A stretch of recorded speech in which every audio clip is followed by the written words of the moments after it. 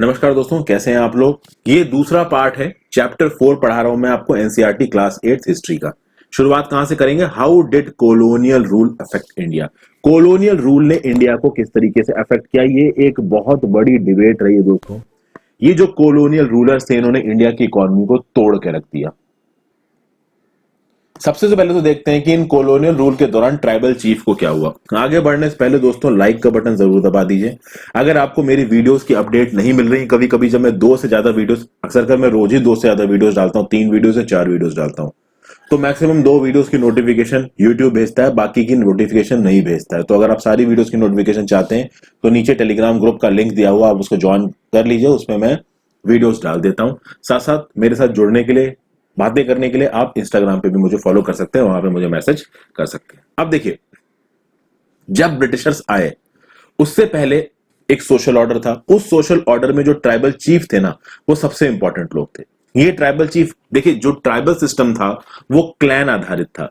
Clan का concept मैंने आपको पिछली वीडियो में बताया था कि भैया एक बड़े से इलाके में एक ट्राइबल क्लैन रहती थी और उस क्लैन की कंबाइंड ओनरशिप थी उस लैंड की। मतलब किसी एक की ओनरशिप ज्यादा या दूसरे की कम नहीं थी। धीरे धीरे over the course of time कुछ लोग अपनी लीडरशिप क्वालिटीज के बेसिस पे इंपॉर्टेंट हो गए, वो बन गए tribal chief. In tribal chief के पास बहुत सारी इकोनॉमिक पावर थी। ये अपनी टेरिटरीज को कंट्रोल करते थे, एडमिनिस्टर करते थे। कई कई जगहों पे पुलिस भी ये बन गए थे। लोकल रूल्स को डिसाइड करने की अथॉरिटी भी इनके पास आ गई थी। फॉरेस्ट को मैनेज कैसे करना है, इसकी अथॉरिटी भी इनके पास आ गई थी। जब ब्रिटिश रूल आया तो ब्रिटिश रूल के एडमिनिस्ट्रेटर्स ने अपने नियम कानून को लागू करना शुरू कर दिया, जिससे इन ट्राइबल चीफ की ताकत हो गई कम। अब वैसे तो देखिए उस इलाके में ट्राइबल चीफ्स को ताकत दी गई, बट बहुत सारे कोअर्सिव मेजर्स इनके ऊपर इंपोज किए गए। पहली बार ट्राइबल चीफ से रेगुलरली पैसों की पेमेंट मांगी गई। उनसे बोला गया कि आप हमको पैसे दीजिए, तब आप इस जगह पे हम आपको रिकॉग्नाइज करेंगे कि आपके लैंड है, आपके टाइटल्स हैं, आपके एडमिनिस्ट्रेटिव पावर है। कुल मिला के जो ऑटोनॉमस थे ट्राइबल चीफ्स, वो ऑटोनॉमस ब्रिटिश ऑफिशियल्स ने छीन ली और ब्रिटिश ऑफिशियल्स बन गए राजा और ट्राइबल चीफ बन गए इन ब्रिटिश ऑफिशियल्स के डेप्यूटी। तो अब इन ट्राइबल चीफ्स को पैसा देना पड़ता था ब्रिटिशर्स को। ये ट्राइबल ग्रुप्स को रेगुलरली जो ब्रिटिशर्स थे वो डिसिप्लिन करते थे, इनको रोकते थे, इनकी अथॉरिटी को रोकते थे। तो जो ट्राइबल चीफ्स की इज्जत थी अपने लोगों के आंखों में, वो इज्जत गिरने लगी। उनके जो ट्रेडिशनल फंक्शंस थे वो गिरने लगे। कभी कभी कोई ब्रिटिश ऑफिशियल्स आता था और ट्राइबल चीफ्स को लोगों के सामने गरिया के चला जाता था। तो ये सब चीजें देखिए ट्राइबल चीफ्स को पसंद नहीं आ रही थी। तो ट्राइबल चीफ्स की जो पोजीशन थी वो गिरने लगी। एक तो ये चीज हुई अंग्रेजों के आने से। यहाँ राइट साइड पे एक फोटो दिख रही है दोस्तों, ये एक बूढ़े से आदमी है, अरुणाचल प्रदेश की फोटो है ये। कैसे ये वुडन लॉग से एक लॉग हाउस को बना रहे हैं। तो ये निशी ट्राइब का एक पर्सन है अरुणाचल प्रदेश में जो कि एक लॉग हाउस को बना रहे हैं। इस तरीके के लॉग हाउस बहुत बनते हैं, इस तरीके की लकड़ियों से हट्स बहुत बनती हैं अरुणाचल प्रदेश के इलाके में। और जब किसी जगह पे हाउस या हट बनती है तो पूरा का पूरा गांव मदद करता है उस हट को या उस हाउस को बनाने में। तो इस तरीके की इनकी बॉनोमी है।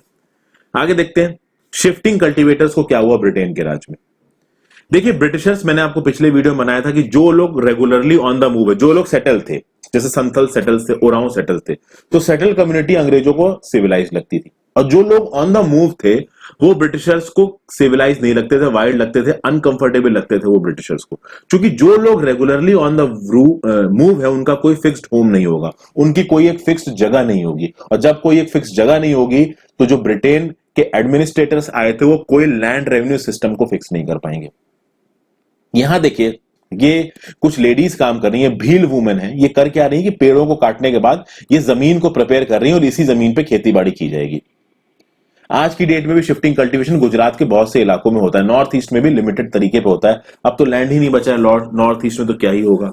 तो शिफ्टिंग कल्टीवेटर जो थे वो एक जगह पे सेटल डाउन नहीं करते थे। ब्रिटेन चाहता था कि ये जो शिफ्टिंग कल्टीवेटर्स हैं, जो एक जगह से दूसरी जगह जाके कल्टीवेशन करते हैं, ये सेटल डाउन हो जाए और पीजेंट बन जाए। तो जब ये पीजेंट बन जाएंगे हम इनसे टैक्स वसूल सकेंगे, एक रेगुलर रेवेन्यू सोर्स बन जाएगा। ये ब्रिटेन चाहता था। तो अब देखिए ब्रिटेन ने बहुत सारे लैंड सेटलमेंट्स को लागू किया था, महलवारी, रेतवारी, परमानेंट सेटलमेंट। लेकिन वो सब चीजें तो इन ट्राइबल ग्रुप्स पे अप्लाई ही नहीं होंगी जब ये रेगुलरली ऑन द मूव है। तो क्या करना पड़ेगा, इनको सेटल करना पड़ेगा। तो कुछ जगह पे तो Britishers in regularly on the move tribals को सेटल करवाने में कामयाब रहे। ये ब्रिटेन क्या करते थे, ब्रिटेन के ऑफिसर्स जगह जगह जाते थे, लैंड को मेजर करते थे, देखते थे कि उस लैंड से कितनी पैदावार हो सकती थी और अपने रेवेन्यू डिमांड को फिक्स करते थे। तो शुरू शुरू में किसी तरीके से झांसा देके इनके हेडमैन को, शिफ्टिंग कल्टीवेटर्स को एक जगह पे सेटल करने की कोशिश की। तो कुछ को लैंड ओनर्स बना दिया गया, कुछ को टेनेंट्स बना दिया गया। और ऑब्वियसली बात है, ब्रिटेन का काम क्या था? इनसे पैसा लेना, इनसे रेंट लेना। लेकिन ब्रिटिशर्स को कुछ समय बाद ये समझ में आया कि झूम कल्टीवेटर्स को पूरी तरीके से सेटल करवाना इतना आसान नहीं था। जहां पे ये झूम कल्टीवेशन होता था ना, वहां पे सॉइल की फर्टिलिटी ज्यादा नहीं थी, वाटर स्कार्स था। देखिए, आप एग्रीकल्चर को समझिए और जियोलॉजी को समझिए। अगर किसी जगह पे पानी है और किसी जगह का सॉइल फर्टाइल है, तो ऑटोमेटिकली जो कम्युनिटीज हैं वो वहां पे सेटल हो जाएंगी। कम्युनिटीज एक जगह से दूसरी जगह तब जाती हैं जब उस जगह पे सॉइल ज्यादा फर्टाइल ना हो और पानी की कमी हो। तो ऑब्वियस सी बात है, झूम कल्टीवेशन नॉर्थ ईस्ट के उन इलाकों में हो रहा था जहां पे सॉइल ड्राई था, कम फर्टाइल था, पानी कम था।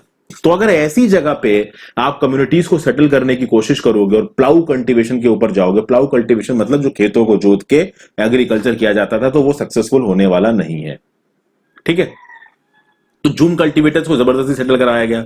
उन्होंने कुछ समय अपने फील्ड पर से क्रॉप्स उगाने की कोशिश की, वो क्रॉप्स उगी नहीं।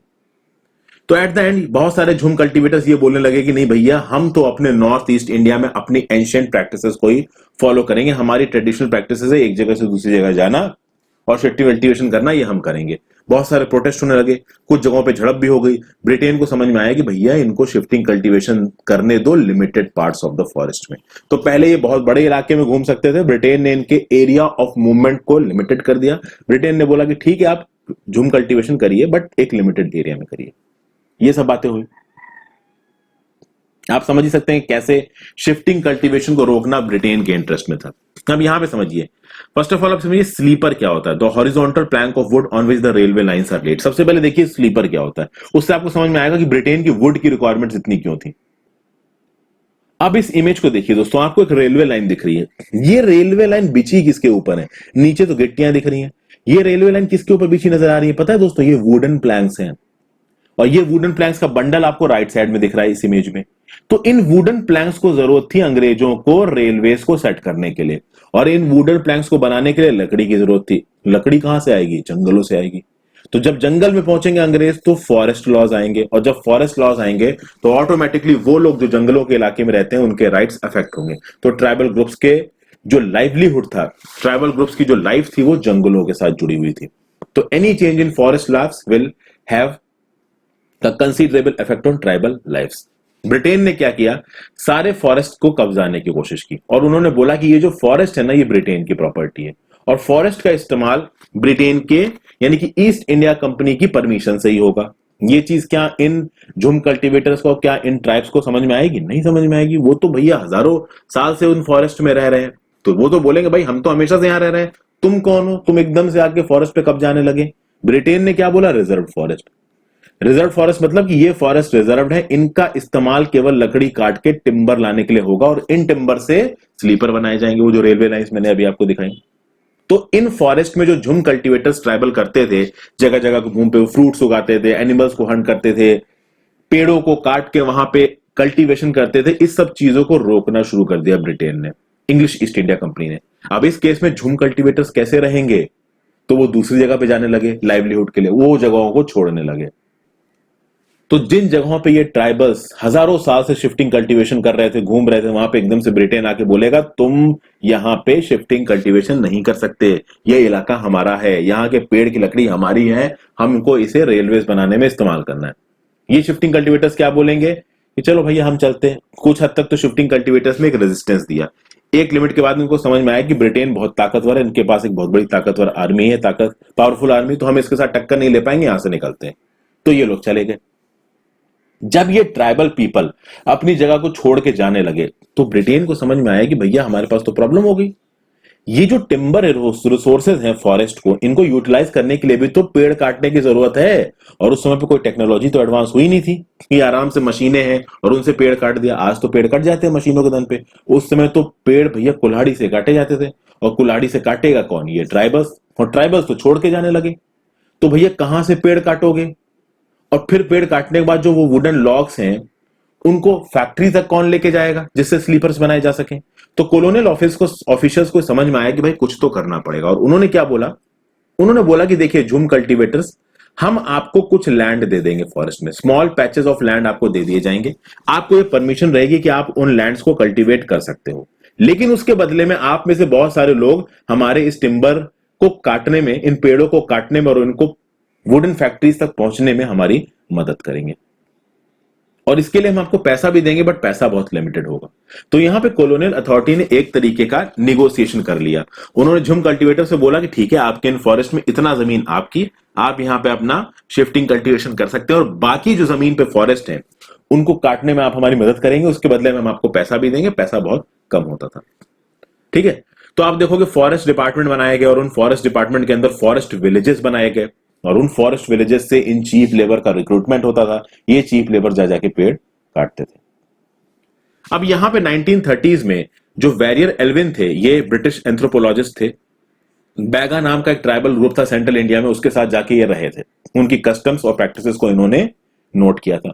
उस कस्टम्स प्रैक्टिसेस में इन्होंने देखा कि ये लोग गाना गाते हैं बैगा, और उस गाने में ये बताते हैं कि कैसे ब्रिटिश के राज के अंदर इनको परेशानियां हो रही। गाने में देखिए कैसे परेशानियां नजर आ रही हैं। विलेज में लैंडलॉर्ड बैठता है, गेट पे कोटवार बैठता है, गार्डन में पटवारी बैठता है, फील्ड में गवर्नमेंट रहता है। हम रहें तो रहें क्या?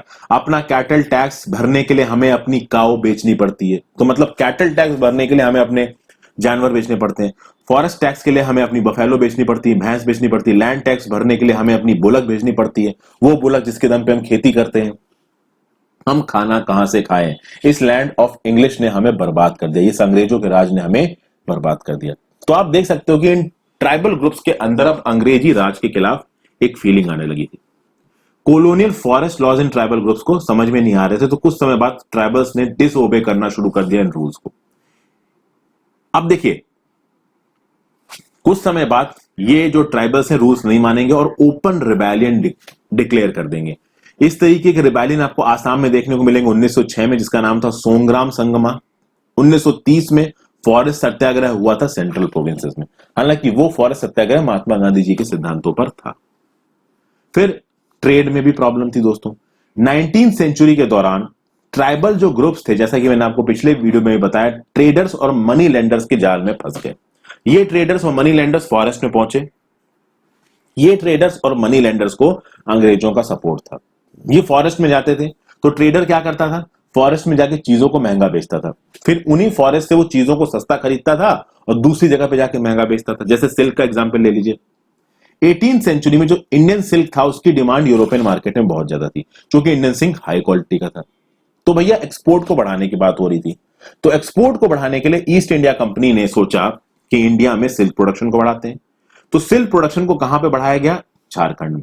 झारखंड में एक इलाके में जहां पे संथल्स रहा करते थे, संथल्स ने कुकून को रियर करना शुरू कर दिया। ये कुकून्स ट्रेडर्स जाके इन संथल्स से खरीदते थे, और ये जो संथल जो कि इन कुकून्स को उगाते थे, इनके लिए 1000 कुकून्स को 3 से 4 रुपए मिलते थे। और भाई ये लोग, ये जो ट्रेडर्स थे, ये इसी कुकून को बुर्दवान या गया में जाके 5 गुने दाम यानी 15 से 20 रुपए प्रति 1000 कुकून पे बेचते थे। तो 3 से 4 रुपए प्रति 1000 कुकून पे ये ट्राइबल्स से इन कुकून्स को खरीदते थे और आगे जाके 5 गुने दाम पे बेचते थे। तो सोचिए मिडिलमैन यहाँ पे कितना कमा रहे हैं। और ये बात ट्राइबल्स को तो पता चलनी ही थी। ट्राइबल्स को समझ में आ गया कि भाई ये तो हमारा बेवकूफ बना रहे हैं। तो ट्राइबल्स को समझ में आने लगा कि ये जो ट्रेडर्स हैं ये हमारे दुश्मन है। उसी तरीके से मनी लेंडर्स थे। मनी लेंडर्स क्या करते थे? इनको पैसा देते थे, पैसा बड़े हाई इंटरेस्ट रेट पे देते थे। तो शुरू में जब कैश लोन मिला इन ट्राइबल्स को, तो इनको बड़ा अच्छा लगा कि भाई पैसा मिल रहा है। लेकिन बाद में इनको समझ में आया भाई कि पैसा तो हम वापस ही नहीं कर पा रहे हैं, इतना ज्यादा इंटरेस्ट है, और जब हम पैसा नहीं वापस कर पा रहे हैं तो हमें बिना वेजेस के काम कराया जा रहा है। तो कुल मिला के ट्राइबल्स को धीरे धीरे समझ में आने लगा कि जो ट्रेडर्स हैं, ये मनी लेंडर्स हैं, ये हमारा शोषण कर रहे हैं। और जब शोषण समझ में आने लगेगा, एक लिमिट से ज्यादा शोषण बढ़ जाएगा, तो कहीं ना कहीं से तो रिएक्शन आएगा ही। ये एक बड़ी अच्छी फोटो है दोस्तों, कोल माइनर्स है, ये बिहार 1948 में, ये आजादी की बात की फोटो है। ये जो वर्कर्स थे, आजादी से पहले इनकी हालत खराब थी और आजादी के बाद भी इनकी हालत बहुत समय तक खराब रही। 1920s का यहाँ पे एक डाटा दे रखा है। झरिया और रानीगंज कोल माइंस में 50% माइनर्स बिहार के थे, और ये बिहार के जो 50% माइनर्स थे वो ट्राइबल्स थे। तो झरिया रानीगंज कोल माइंस पे काम करने वाले 50% लोग ट्राइबल्स थे। माइनिंग में क्या होता है कि आपको जमीन में बहुत नीचे जाना पड़ता है, बहुत नीचे जाके डार्क और सफोकेटिंग इन्वायरमेंट में आपको काम करना पड़ता है। काम भी बड़ा खतरनाक होता है। अगर आपने गैंग्स ऑफ वासेपुर का फर्स्ट पार्ट देखा है तो वहां पे आपने देखा ही होगा। बहुत सारे पिक्चरों में इस तरीके के माइनिंग काम को दिखाया गया है, जिसमें चलते बहुत सारे लोगों की जानें भी चली जाती थी। और इनसे माइनिंग करवाने के लिए लठियाल रखते थे ये लोग, मतलब इनके वो रहते थे, कुछ ऐसे लोग रहते थे जो लोग फोर्सफुली इन माइनर से काम कराया करते थे। बहुत सारे लोग हर साल बीमारी की वजह से या कोल्ड माइंस में काम करने की वजह से मर जाया करते थे। तो ये था स्टैट। आगे चलते हैं। फिर द सर्च फॉर वर्क। उन ट्राइबल्स की हालत तो एक लिमिट से ज्यादा खराब हो गई जो अपनी जगह छोड़ के दूसरी जगह गए काम की तलाश में। आप देखें 19वीं सेंचुरी में आसाम के इलाके में टी प्लांटेशंस आने लगी। बहुत सारी जगहें थी, जैसे छोटा नागपुर प्लेट्यू में बहुत जगहों पे माइनिंग का काम शुरू होने लगा। तो कोल माइल्स खुल गई झारखंड में, टी प्लांटेशंस आ गए आसाम में। अब टी प्लांटेशंस आसाम में काम करने के लिए सिर्फ आसाम के लोग इनफ नहीं थे, तो भाई बिहार यूपी वगैरह से लोग ले जाए गए। उसी तरीके से कोल माइंस ऑफ झारखंड में काम करने के लिए दूर से लोग लाए गए। अब फर्स्ट ऑफ ऑल वो लोग अपना घर छोड़ के आए, अपना पूरा डोमेस्टिक इकोसिस्टम छोड़ के आए। उस इकोसिस्टम को छोड़ा, यहां पे उनको वेजेस भी नहीं दी गई, लो वेजेस दी गई। और एक बार अगर वो वहां पे काम करने पहुंच गए, जब उनको समझ में आया कि भाई यहां तो कुछ मिल ही नहीं रहा है, वापस चलते हैं, तो उनको वापस भी नहीं आने दिया गया। इस प्रकार का उनके खिलाफ अत्याचार हो रहा था। और जब अत्याचार एक लिमिट से ज्यादा बढ़ेगा तो उसके खिलाफ आवाज भी उठेगी। तो आप देखिए 19th और 20th सेंचुरी में बहुत सारे ट्राइबल रेवेलियन होंगे। बहुत सारे ट्राइब्स ने अलग अलग देश के भागों में रेबल कर दिया। फर्स्ट ऑफ ऑल इनकी जो प्रैक्टिसेस थी इनको उन्हें करने से रोका जा रहा था, इसलिए रेबल कर दिया। जो नए टैक्सेस इनको देने पड़ रहे थे उसके अगेंस्ट रेबल कर दिया। ट्रेडर्स और मनी लेंडर्स इनका एक्सप्लॉयटेशन कर रहे थे, उसके अगेंस्ट रेबल कर दिया। तो 1831 से 32 के टाइम ट्रेडर्स में कोल रेबेलियन हुआ। संथल ने रिवोल्ट किया 1855 में। बस्तर रेबेलियन हुआ सेंट्रल इंडिया में 1910 में। वर्ली रिवोल्ट हुआ महाराष्ट्र में 1940 में। एक ऐसा ही रिवोल्ट था जिसको बिरसा मुंडा ने लीड किया था। बिरसा मुंडा का क्या है? अच्छा, मुंडा का एक सॉन्ग देख लेते हैं पहले। Blood trickles from A shoulder, shoulder मतलब आपके कंधे से। क्या बोलता है ये song? Alas under the drudgery of force ladder, blood trickles my shoulder, मतलब मैं इतना काम कर रहा हूं कि मेरे कंधे से खून बह रहा है। दिन और रात ये जो जमींदार के एमिशनरीज हैं मुझे परेशान करते हैं। दिन और रात में रोता हूं, इरिटेट होता हूं, अनॉय होता हूं। ये मेरी हालत इतनी ज्यादा खराब हो गई है, मेरे पास ना कोई घर है ना मेरे पास खुशी है। बिरसा मुंडा की बात करते हैं दोस्तों। मिड 1870s में इनका जन्म हुआ था। पुअर फैमिली में इनका जन्म हुआ था। बोहोंडा के फॉरेस्ट में इनके पले बड़े थे। ये शीप चराते थे, बांसुरी बजाते थे और डांस करते हुए घूमा करते थे। चूंकि ये बहुत गरीब थे, इनके फादर एक जगह से दूसरी जगह जाते रहते थे काम के लिए, तो बिरसा भी उनके साथ घूमते रहते थे। जब ये छोटे थे, एडोलेसेंट मतलब 14 से 18 साल की उम्र में जब ये पहुंचे, तो उस समय पे जगह जगह पे इनको सुनाई पड़ने लगा मिंडा अपराइजिंग्स के बारे में। ये देखते थे कि इनकी कम्युनिटी के बहुत सारे सरदार आते थे, बातचीत करते थे और लोगों को बोलते थे कि भैया रिवॉल्ट करो। और रिवॉल्ट क्यों बोलते थे? क्योंकि एक ऐसी गोल्डन एज आएगी जहां पे मुंडास के ऊपर किसी भी तरीके का ऑपरेशन नहीं होगा। दिकूज को हम निकाल के बाहर फेंक देंगे। दिकूज मतलब ये मनी लेंडर्स, ट्रेडर्स और इंग्लिश ईस्ट इंडिया कंपनी के ऑफिशियल्स। और हमारी जो मुंडा कम्युनिटी है, हमारे एंसेस्ट्रल राइट्स हमें वापस मिल जाएंगे। तो इन्होंने अपने आप को कैसे देखा? इन्होंने अपने आप को देखा as descendants of original settlers of the region. और उन्होंने बोला कि ये जो हमारी लड़ाई है ये मुल्क की लड़ाई है और हमें अपना किंगडम इन आउटसाइडर से वापस लेना है। अच्छा, मुंडा ने और भी बहुत चीजों से सीखा दोस्तों। बिरसा मुंडा ने देखा ये लोकल मिशनरी स्कूल में जाते थे और मिशनरी स्कूल क्रिश्चियंस चलाते थे। ये क्रिश्चियंस क्या करते थे कि भैया क्रिश्चियनिटी में कन्वर्जन करने की बात होती है। देखिए क्रिश्चियनिटी धर्म में और इस्लाम धर्म में कन्वर्जन पे बहुत फोकस किया जाता है। ठीक है, तो ये जो क्या नाम से क्रिश्चियंस थे, ये इन लोकल मिशनरी स्कूल्स के थ्रू कन्वर्जन्स पे करते थे। तो ये ट्राइबल इलाकों में जाके इन ट्राइबल्स को क्रिश्चियनिटी में कन्वर्ट करने की बात करते थे। तो मुंडाज स्कूल में जाते थे बिरसा मुंडा ने देखा कि ये मिशनरीज क्या पढ़ा रहे हैं कि अगर मैं क्रिश्चियन बन जाऊंगा तो मुझे किंगडम ऑफ हेवन मिलेगा। ठीक है, मेरे जो खोए हुए राइट्स हैं वो मुझे मिल जाएंगे। ओके, और ये तभी हो सकता है जब मैं एक गुड क्रिश्चियन बनूंगा और बैड प्रैक्टिसेस छोड़ दूंगा। फिर बाद में बिरसा मुंडा जी एक प्रोमिनेंट वैष्णव टीचर के यहां भी पढ़ने गए। धीरे धीरे मुंडा जी को यह समझ में आया ये जो वैष्णव टीचर पढ़ा रहे हैं, जो क्रिश्चियन मिशनरीज हैं, ये बेवकूफ बना रहे हैं, ये कुछ नहीं सिखाने वाले हैं, ये हमको उल्लू बना रहे हैं।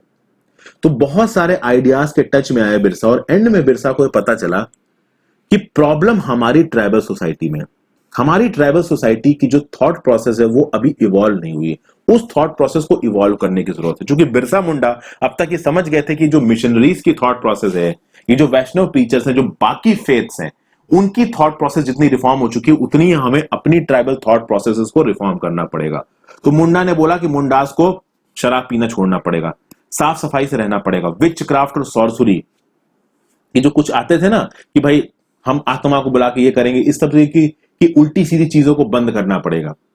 और एक और खास बात है, बिरसा ने मिशनरीज का सपोर्ट नहीं किया, बाद में बिरसा ने ओपनली मिशनरीज को अपोज किया, हिंदू लैंड लॉर्ड्स को अपोज किया। उन्होंने बोला ये मिशनरीज और Hindu landlords outside forces हैं, ये मुंडा वे ऑफ लाइफ को बर्बाद कर रहे हैं, मुंडा वे ऑफ लाइफ को प्योरीफाई करने की जरूरत है, हमारी सोसाइटी को रिफॉर्म करने की जरूरत है।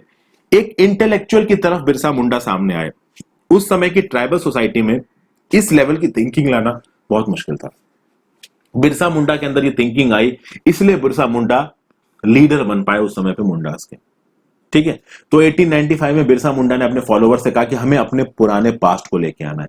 एक गोल्डन एज की बात बिरसा मुंडा ने भी करी, और इसके लिए बिरसा मुंडा ने मुंडास से बोला एक अच्छी लाइफ चाहिए, दूसरों की मदद करिए, एक दूसरे से लड़िए मत, नेचर का सम्मान करिए।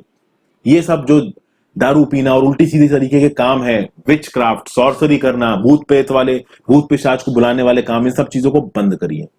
ट्रीज को प्लांट करिए, ऑर्चर्ड्स को प्लांट करिए, कल्टीवेशन करके प्रॉपर तरीके से अपनी लिविंग को जिए, एक दूसरे को मारिए मत, एक दूसरे में यूनिटी लेके आइए। तो इस तरीके से बिरसा मुंडा सब लोगों को सिखाने लगे। अब जब बिरसा मुंडा लीडर बनने लगे तो क्या ब्रिटेन को पसंद आएगा? बिल्कुल पसंद नहीं आएगा। ब्रिटेन को समझ में आने लग गया कि भैया ये बिरसा तो लीडर बन रहा है, ये लीडर, तो इसका जो बिरसा मूवमेंट ये पॉलिटिकल शेप ले रहा है, और अगर ये सक्सेसफुल हो गया तो ये जितने भी क्रिश्चियन मिशनरीज हैं, मनी लैंडर्स हैं, हिंदू लैंडलॉर्ड्स हैं, वो उखाड़ के बाहर फेंक देगा। ये हिंदू लैंडलॉर्ड्स, मनी लैंडर्स और क्रिश्चियन मिशनरीज ब्रिटेन की गवर्नमेंट को लीगलिटी देने में बहुत बड़ा रोल प्ले कर रहे थे, और जब हिंदू लैंडलॉर्ड्स, मनी लैंडर्स और क्रिश्चियन मिशनरी को निकाल के बाहर फेंक दिया गया तो ब्रिटेन गवर्नमेंट कैसे काम करेगी? तो ये जो मुंडा राज है ना, ये ब्रिटेन की गवर्नमेंट के लिए खतरनाक है। ओके, और ऑब्वियसली बात है, सोसाइटी को रिफॉर्म कर रहे थे बिरसा मुंडा, और जब सोसाइटी रिफॉर्म हो जाएगी तो किसी भी तरीके की जो एक्सप्लॉयटेशन वाली फोर्सेस होते हैं उनके लिए कोई जगह नहीं बचेगी। और ब्रिटेन तो एक्सप्लॉयटेटिव था ही, रिजीम में कॉलोनियल पावर थी वो। तो बिरसा जी को समझ में आ गया था कि जो लैंड पॉलिसीज है ब्रिटेन की, ये हमारे ट्रेडिशनल लैंड सिस्टम को बर्बाद कर रही हैं। ये जो हिंदू लैंडलॉर्ड्स हैं ये हमको लूट रहे हैं, ये जो मनी लैंडर्स हैं ये हमारे लैंड को छीन रहे हैं, हमसे उल्टे सीधे काम करवा रहे हैं, ये मिशनरीज हमारे ट्रेडिशनल कल्चर्स को डिस्ट्रॉय करने की कोशिश कर रहे हैं। और बिरसा का जो ये मूवमेंट था ये आगे बढ़ने लगा। जैसे जैसे बिरसा का मूवमेंट आगे बढ़ा, ब्रिटेन के ऑफिशियल्स नर्वस होने लगे। फाइनली 1895 में उन्होंने बिरसा को अरेस्ट कर लिया, 2 साल के लिए जेल में डाल दिया। 2 साल बाद 1897 में जब बिरसा छूट के आए तो उसके बाद फिर से उन्होंने अपना सपोर्ट को पैदा करना शुरू किया, अपने सपोर्ट को खींचना शुरू किया, ट्रेडिशनल सिंबल्स का इस्तेमाल किया, लैंग्वेज का इस्तेमाल किया। जो यूरोपियंस थे, जो दिकूस थे, जो आउटसाइडर्स थे, उनको रावणा डिपिक्ट किया बिरसा मुंडा ने, और बोला कि हम एक ऐसा किंगडम बनाएंगे जिसमें लीडर मैं हूंगा। तो आप देखोगे धीरे धीरे ये मूवमेंट पॉलिटिकल होता गया, वायलेंट हो गया। जो बिरसा मुंडा के फॉलोअर्स थे वो पुलिस स्टेशन पर अटैक करने लगे, चर्चेस पे अटैक करने लगे, मनी लैंडर्स और जमींदार की प्रॉपर्टी छीनने लगे। एक व्हाइट फ्लैग आ गया जिसने बोला कि अब होगा बिरसा राज। हालांकि 1900 आते आते देखिए बिरसा की मौत हो गई कोलेरा से, और मूवमेंट थोड़ा धीमे पड़ गया। लेकिन ये मूवमेंट 2 टर्म्स में बहुत इंपॉर्टेंट था। पहला टर्म तो ये था कि it force the colonial government to introduce laws so that the land of the tribals could not be easily taken over by the Dikus। सबसे पहले बात तो ट्राइबल्स को इस बात पे कन्विंस करना बहुत जरूरी था कि ये जो दिकूस थे, और दिकूस का मतलब यहां पे कौन कौन है? मनी लैंडर्स और ट्रेडर्स। ये मनी लैंडर और ट्रेडर्स ट्राइबल्स के इलाके में जाके उनके लैंड को इलीगली हड़प ना सके। तो इंग्लैंड को, ब्रिटिश ईस्ट इंडिया कंपनी को अगर अपने राज को चलाना था तो उनको पता था कि ट्राइबल्स को पैसिफाई करना पड़ेगा। एक लिमिट से ज्यादा रिवॉल्ट खतरनाक हो सकता है ब्रिटेन की पावर के लिए, और ट्राइबल्स को पैसिफाई करने के लिए आप क्या करोगे? ट्राइबल्स को आप एक एश्योरेंस दोगे कि ये जो दिकूज हैं, और दिकू तो खैर ये अंग्रेज भी थे, बट फिर भी ये जो मनी लैंडर्स थे, ये जो लैंडलॉर्ड्स थे, ये जो ट्रेडर्स थे, जो ट्राइबल इलाकों में जाके धीरे धीरे करके इन ट्राइबल एरियाज को ऑक्यूपाई कर रहे थे, ये लोग जाके वहां पे लैंड ऑक्यूपाई नहीं कर पाएंगे। पहली बात तो ब्रिटेन कुछ इस तरीके के लॉस को लेके आया। दूसरी बात, इस बिरसा मुंडा के मूवमेंट ने यह दिखाया कि ट्राइबल पीपल के अंदर भी एक कैपेसिटी थी कि वो एकजुट होकर इनजस्टिस के खिलाफ लड़ सकते थे, कॉलोनियल रूल के खिलाफ लड़ सकते थे। ठीक है दोस्तों, तो उनके भी जो सिंबल ऑफ स्ट्रगल थे वो बहुत इंपॉर्टेंट थे, और अपनी इस लड़ाई के थ्रू उन्होंने अंग्रेजों को मजबूर कर दिया कि अंग्रेज, ये जो दिकूज थे, मनी लेंडर्स थे, आपके ट्रेडर्स थे, इनकी एंट्री ट्राइबल इलाकों में बंद करें। तो वैसे तो देखा जाए पूरी तरीके से पॉलिटिकल आजादी ये ट्राइबल मूवमेंट्स नहीं दिला पाएंगे, लेकिन ये ट्राइबल मूवमेंट्स के अंदर इतनी कैपेबिलिटी थी कि वो ट्राइबल्स की आइडेंटिटी को अपील करते थे, और उस आइडेंटिटी के दम पे ये ट्राइबल्स आउटसाइड रूल को रेजिस्ट करते थे। तो ब्रिटेन को भी समझ में आया कि भैया कुछ हद तक तो इन ट्राइबल्स को भी कंसेशंस देने पड़ेंगे, और बाद में उन्होंने दिए भी। तो ये था इस चैप्टर का सार दोस्तों। आई होप आपको पसंद आया होगा। वीडियो को शेयर जरूर कर दीजिएगा। Thank you for watching. Have a great day.